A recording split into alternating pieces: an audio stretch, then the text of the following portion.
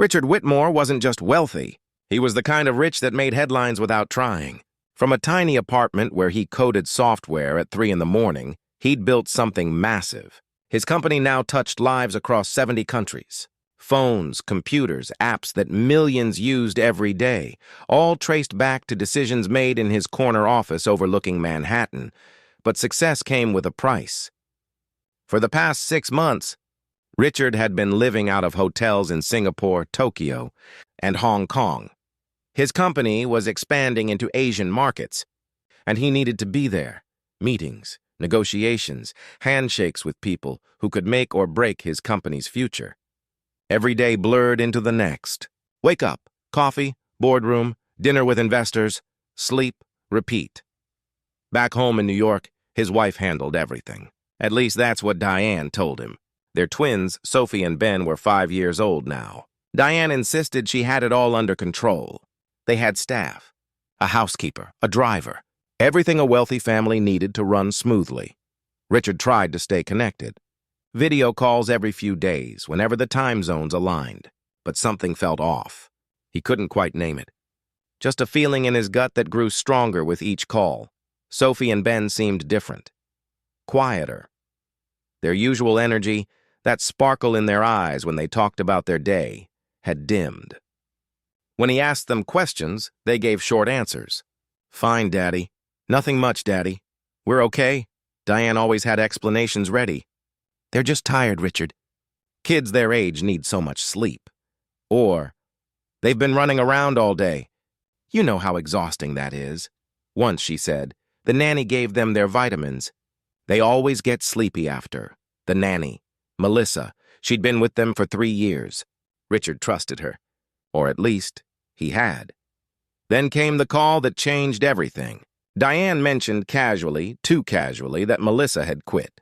Found a better opportunity, she said. It happened 2 weeks ago, but Diane hadn't mentioned it until Richard asked specifically about Melissa. You didn't think to tell me? Richard had asked, trying to keep his voice level.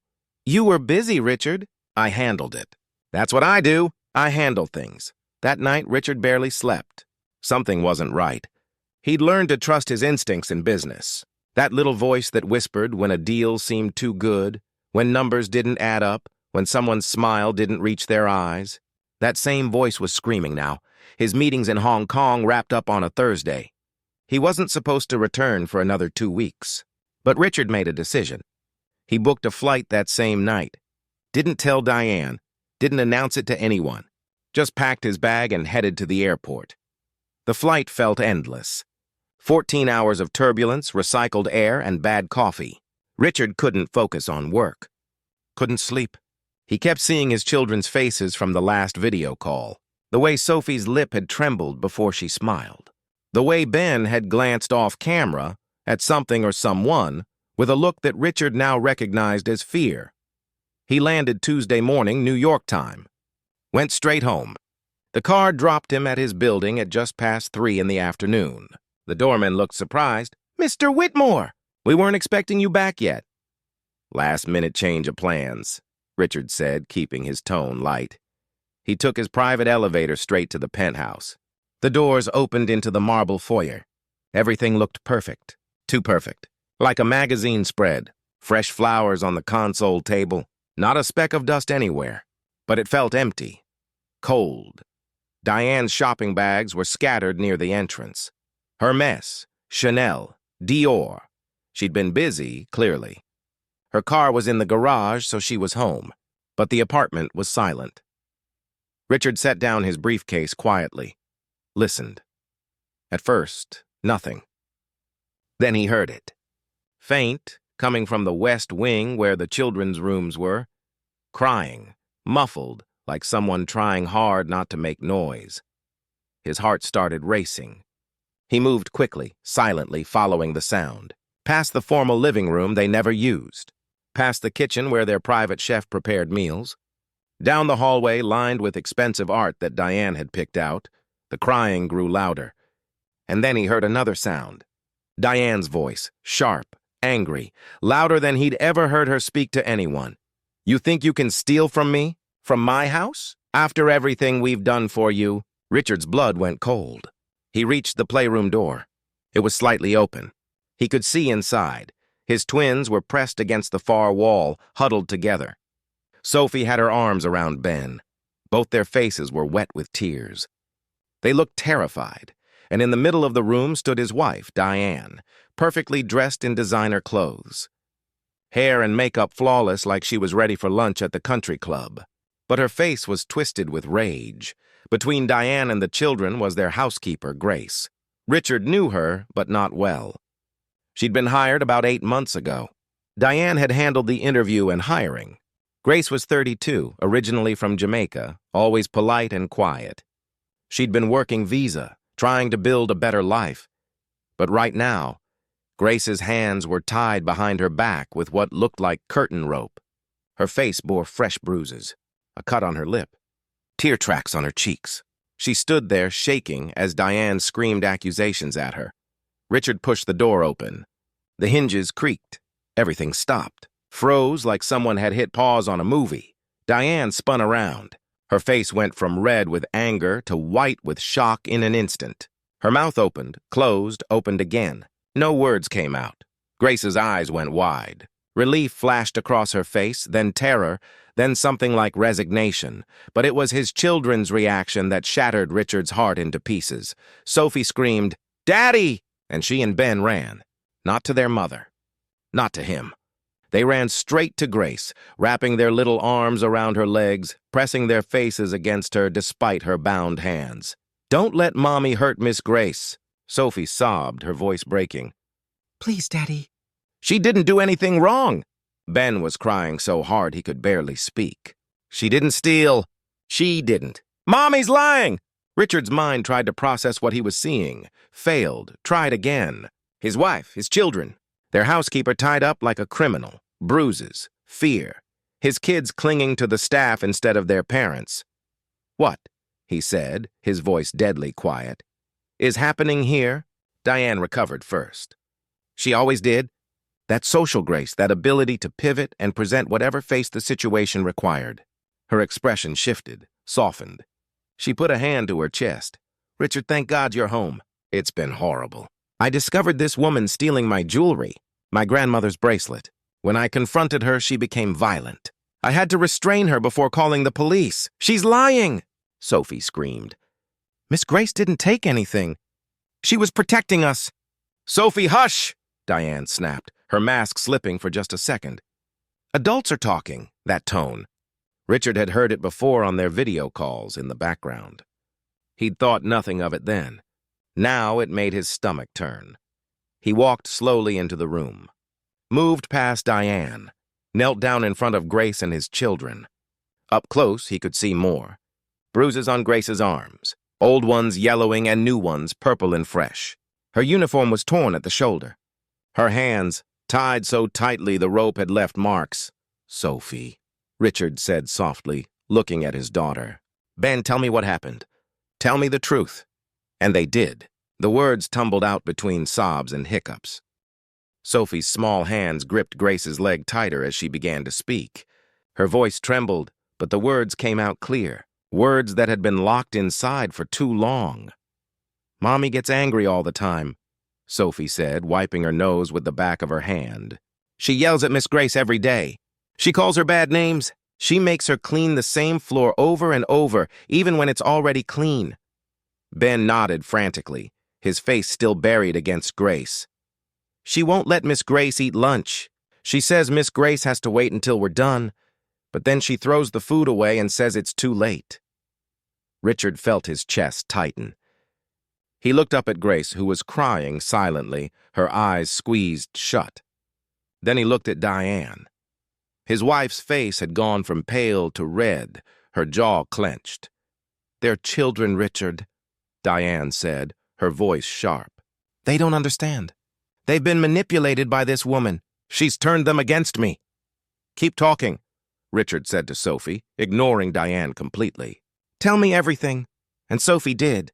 The story that came out was worse than Richard could have imagined. It painted a picture of their home that he didn't recognize, a place that had become a nightmare while he was halfway across the world. Shaking hands and signing contracts. For months, Diane had been taking her frustrations out on Grace.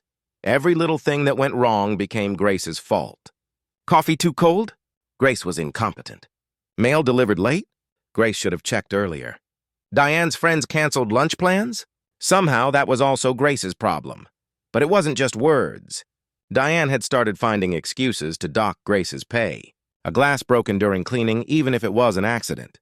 Taking too long on grocery shopping. Made up violations of rules that Diane created on the spot. Grace's paychecks got smaller and smaller, but she couldn't complain. She needed this job desperately. Why did you need this job so badly? Richard asked Grace gently. Grace finally opened her eyes. Her voice was hoarse when she spoke, heavy with an accent that reminded Richard she was far from home, far from anyone who could help her. My grandmother, Grace whispered. She has diabetes, very bad. The medicine costs so much back home. And my little brother, he's in university. First one in our family. I send money every month. If I lose this job, I lose my visa. I have to go back. Everything ends. Richard felt something crack inside his chest. This woman had endured months of abuse, had let herself be degraded and hurt, all to keep supporting her family. All while he was gone, completely unaware. Tell me about today, Richard said. What happened today? Sophie jumped in before Grace could answer. Ben spilled his juice at lunch. It was an accident. He didn't mean to.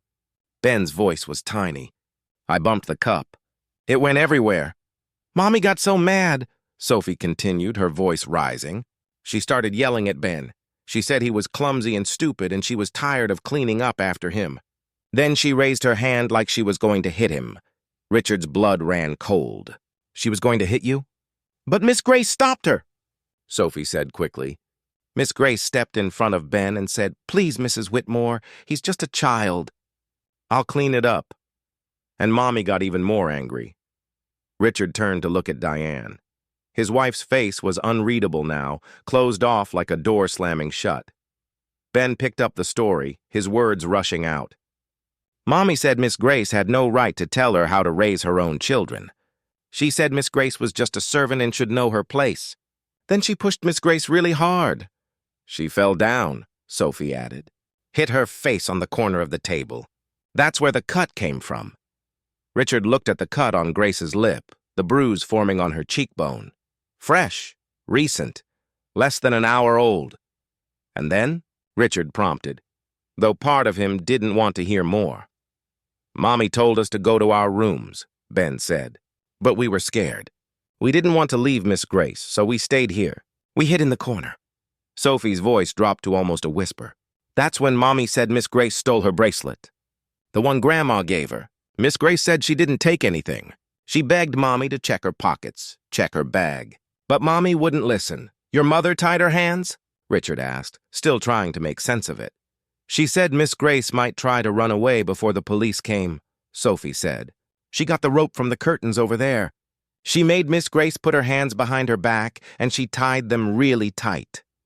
Richard reached out slowly, carefully, and began untying the rope around Grace's wrists. The knots were tight, cruel. It took him a minute to work them loose. When the rope finally fell away, he could see deep red marks on Grace's dark skin where the rope had dug in. Grace pulled her hands forward, rubbing her wrists, wincing. Thank you, she whispered. Diane finally spoke again, her voice cold and controlled. This is absurd, Richard. You've been gone for months. You come home to find me dealing with a difficult situation, and you immediately take the side of the help and our confused children over your own wife. Confused? Richard stood up slowly, facing Diane. They seem pretty clear to me. She's poisoned them against me, Diane insisted. Can't you see? This is what she does. She plays the victim. She makes herself indispensable to the children so she can secure her position. It's manipulative. Where's the bracelet? Richard asked suddenly. Diane blinked. What? Your grandmother's bracelet. The one Grace supposedly stole. Where is it? A flicker of something crossed Diane's face. Uncertainty. I don't know. That's why I know she took it. It's missing. When did you last see it? I don't remember exactly. A few days ago, maybe last week. So you don't actually know when it went missing. You just assumed Grace took it. Who else would have? When's the last time you wore it? Richard pressed. Diane's mouth opened and closed. She looked away. I don't see why that matters. Richard walked past her, out of the playroom. He heard Diane following, her heels clicking on the hardwood floor. He went straight to their bedroom, to Diane's massive walk-in closet. The space was bigger than most people's bedrooms, lined with shelves and drawers and racks of clothes. He started opening jewelry boxes. Diane rushed in behind him. "Richard, what are you doing? You can't just—" "Found it," Richard said flatly. There, in a velvet box on the third shelf, was the bracelet, diamond and sapphire, an heirloom from Diane's grandmother, sitting exactly where it probably always sat. Diane stared at it. Her face went through several expressions: shock, embarrassment, then defiance. "Well, she must have put it back when she heard you coming in," Diane said. But her voice lacked conviction. Richard closed his eyes and took a deep breath. He'd known Diane for 10 years, married her 7 years ago. He'd thought he knew her, thought he understood who she was. But looking at her now, he realized he'd been blind, or maybe he'd chosen not to see. "The nanny," Richard said quietly. "Melissa. She didn't really quit, did she?" Diane's silence was answer enough. "What happened to her?" "She was insubordinate," Diane said. "She questioned my methods. My parenting, so I let her go." "Your methods," Richard repeated. "You mean like tying up the housekeeper? Like nearly hitting our son? Don't be dramatic. I've never actually—" "That doesn't make it better." Richard's voice rose for the first time. "The fact that you almost did it, that our children were afraid you would do it, that's enough." He walked back to the playroom. Sophie and Ben were sitting with Grace now, one on each side of her. Grace had her arms around them, and they looked calmer, safer. The contrast was stark. His children felt safe with the housekeeper, not their mother. Richard pulled out his phone. "What are you doing?" Diane asked, her voice tight. "First, I'm calling Dr. Patterson. He needs to see Grace, document her injuries." "You can't be serious." "Then I'm calling my lawyer. We need to discuss custody arrangements." Diane's face went white again. "Custody?" "Richard, you're overreacting. This is insane. Is it?" Richard looked at his wife. Really looked at her. "I left you alone with our children for 6 months. I trusted you. And you turned our home into a place where they're afraid, where they cry, where someone who tried to protect them gets beaten and tied up." "I want a divorce," Richard said. The words hung in the air like smoke after a gunshot. Divorce. Richard had said it out loud, and there was no taking it back now. Diane stared at him like he'd slapped her across the face. "You don't mean that," she said, her voice shaking. "Richard, you're jet-lagged. You're confused. You just walked into a complicated situation and you don't understand the full context." "I understand enough," Richard said. He turned back to his phone, fingers already moving across the screen. Dr. Patterson answered on the second ring. He was the family physician, had been for years. Richard explained the situation briefly. Injuries that needed documentation. No, not the children. The housekeeper. Yes, it was urgent. Could he come to the apartment? Within the hour? Perfect. The next call was to his attorney, Vincent Chen. Vincent had handled Richard's business contracts for a decade. Sharp mind, sharper instincts. He answered even though it was almost 6 in the evening. "Richard? Thought you were still in Hong Kong. Got back early. Vincent, I need you. Personal matter. Very serious." Richard's voice was steady, but his hands were shaking. "I need to file for divorce, and I need to discuss emergency custody measures." There was a pause. Vincent had been at Richard's wedding, had watched Sophie and Ben grow up through Christmas cards and occasional dinners. "I'll be there in 30 minutes, he said simply. The third call was the hardest. Richard scrolled through his contacts, found the number for Child Protective Services. His thumb hovered over the call button. Making this call would create a scandal. Investigators in his home. Questions. Reporters eventually finding out. His company's stock might take a hit. Business partners would whisper. He looked at Sophie and Ben, still clinging to Grace. His daughter's eyes were red from crying. His son's shirt was stained with juice from the spill that had started everything. Richard made the call. Diane watched all of this happening, her face cycling through emotions, disbelief, anger, fear. She tried again. Richard, please, think about what you're doing. Think about the children. Do you really want to drag them through investigations? Through a custody battle? It will traumatize them. They're already traumatized, Richard said quietly. That's the problem. Dr. Patterson arrived first, carrying his medical bag. He was in his 60s, gray-haired and professional. Richard led him to the playroom where Grace still sat with the children. Grace, Richard said gently. This is Dr. Patterson. He's going to examine you and document your injuries. Is that okay? Grace looked uncertain. I don't have insurance that covers house calls. I can't afford. You're not paying for anything, Richard interrupted. This is on me. Please, let him check you out. Dr. Patterson was gentle and thorough. He photographed the bruises on Grace's arms, face, and neck. Some were fresh from today. Others were older, in various stages of healing. Purple, yellow, green, a timeline of abuse mapped across her skin. This one, Dr. Patterson said, pointing to a bruise on Grace's upper arm, is probably 2 weeks old. These on your wrists are fresh, consistent with tight restraints. The cut on your lip will need cleaning to prevent infection. He asked questions in a calm, clinical voice. How did each injury happen? When? Had she received medical attention for any of them? Grace answered quietly, reluctantly. Each answer was another piece of evidence, another nail in the coffin of Richard's marriage. Diane stood in the doorway, watching. This is ridiculous, she muttered. She probably got those bruises anywhere. At home, on the subway. You can't prove anything. Dr. Patterson didn't even look at her. He just kept working, kept documenting. Vincent arrived while the doctor was still examining Grace. Richard met him in the study, closing the door for privacy.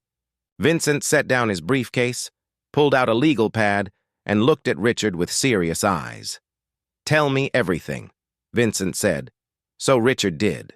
Every detail. The video calls where his children seemed wrong. Coming home early.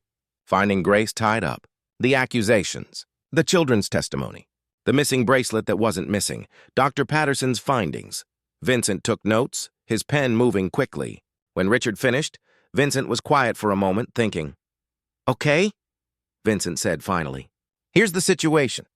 What your wife did today, that's assault and false imprisonment. Grace could press charges if she wanted to. But there's a complication. Her visa, Richard said. Exactly. Grace is on a work visa. If she's unemployed for too long, or if there's any kind of criminal investigation where she's named, even as a victim, it could trigger immigration reviews. She could be sent back to Jamaica while they sort it out. That could take months, maybe years. Richard felt sick. So she's trapped.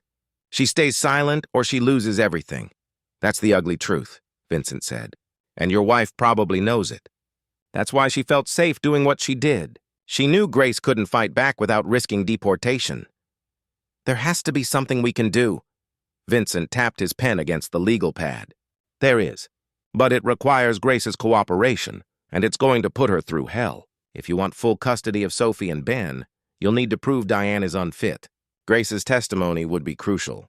But that means she'll have to relive everything in court, in front of lawyers who will try to destroy her credibility.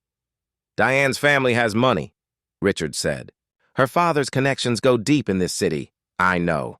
They'll hire the best lawyers money can buy. They'll try to paint Grace as a liar, a manipulator, someone trying to secure her immigration status by seducing your children's affections and turning them against their mother. They'll dig into every aspect of Grace's life, every mistake she's ever made, every time she was late paying a bill, every relationship that ended badly. They'll use everything. Richard ran his hands through his hair. So what do I do? You give Grace a choice, Vincent said. A real choice. No pressure. You lay out the options and let her decide. They returned to the playroom. Dr. Patterson had finished his examination. He'd cleaned Grace's wounds, given her some pain medication, and packed up his bag. He handed Richard a folder. Full documentation, he said quietly. Photographs, descriptions, my professional assessment. If you need me to testify to anything, call me. After the doctor left, Richard sat down across from Grace. Sophie and Ben had finally been coaxed into getting ready for dinner, though they'd insisted on staying where they could see Grace through the doorway. Grace, Richard said, I need to ask you some things, and I need you to be completely honest with me, okay? Grace nodded, her hands folded in her lap. "How long has my wife been treating you this way?" Grace's voice was barely above a whisper. "It started maybe 4 months ago. Small things at first. Comments about my work. Then she started getting angry more easily. The last 2 months have been very bad. Why didn't you quit? You could have found another job." "I tried," Grace admitted. "But Mrs. Whitmore, she told the agencies that I was unreliable, that I stole things. No one would hire me. And I couldn't just leave without another job lined up. My visa requires employment. If I'm unemployed for more than 60 days, I have to leave the country." Richard felt anger rising in his chest again. Diane had trapped her deliberately, cut off her options, made sure Grace had nowhere to go. "What about the children?" Richard asked. "When did that start?" Grace's eyes filled with tears. "The old nanny, Melissa, she used to protect them. But after Mrs. Whitmore fired her, there was no one else.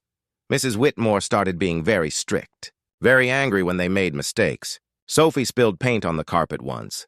Mrs. Whitmore locked her in her room for the whole afternoon. No lunch, no water. Sophie was crying so hard. And you helped them?" "I couldn't just watch," Grace said, tears rolling down her cheeks now. "They're babies.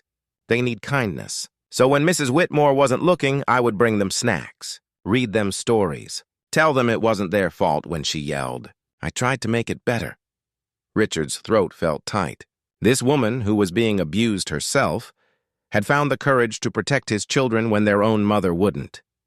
"Grace, I need to ask you something important. The police decided not to press charges based on the evidence, but I'm filing for divorce. I want full custody of Sophie and Ben. To win, I'll need witnesses. I'll need someone to testify about what's been happening in this house." Grace's eyes widened. She understood immediately what he was asking. "If you testify," Richard continued, "Diane's lawyers will come after you. They'll try to discredit you, make you look bad. It will be hard, very hard. But you have the right to say no. I'll still help you. Either way, help me how?" Grace asked carefully. Vincent spoke up. "Mr. Whitmore is prepared to offer you a severance package. Enough money to support yourself for 6 months while you look for other work. We can provide references, help you find a new position. Or," Richard said, "you can stay. Not as a housekeeper, as Sophie and Ben's full-time nanny, a real salary, benefits, health insurance. And I'll sponsor you for a green card. Permanent residency." Grace stared at him. "Why would you do that?" "Because my children love you," Richard said simply. "Because you protected them when no one else would. Because you deserve better than what you've gotten." Grace sat in silence for what felt like forever. Her hands trembled in her lap. Richard could see the war happening behind her eyes. Safety versus justice. Self-preservation versus doing what was right. It was an impossible choice, and he hated that he had to ask her to make it. Finally, Grace spoke. Her voice was stronger than before. "Those children saved my life today. When you walked through that door, if you had been 5 minutes later, the police would have come. I would be in handcuffs right now, probably in a detention center waiting for deportation." She looked up at Richard, her eyes clear. "Sophie and Ben told you the truth even though they were scared, even though it was their own mother. How can I do less than they did?" "You'll testify?" Richard asked. "Yes," Grace said firmly. "I'll testify." The next few weeks moved like a nightmare in slow motion. Richard moved out of the master bedroom that same night. He set up in one of the guest rooms, closer to Sophie and Ben. Diane stayed in the apartment for 3 more days, mostly locked in her room, making phone calls to her father and her friends. Then her lawyers advised her to move out. She went to stay at her parents' estate in Connecticut without saying goodbye to the children. Sophie asked once where Mommy had gone. Richard knelt down and told her the truth as simply as he could. "Mommy and I are having some grown-up problems.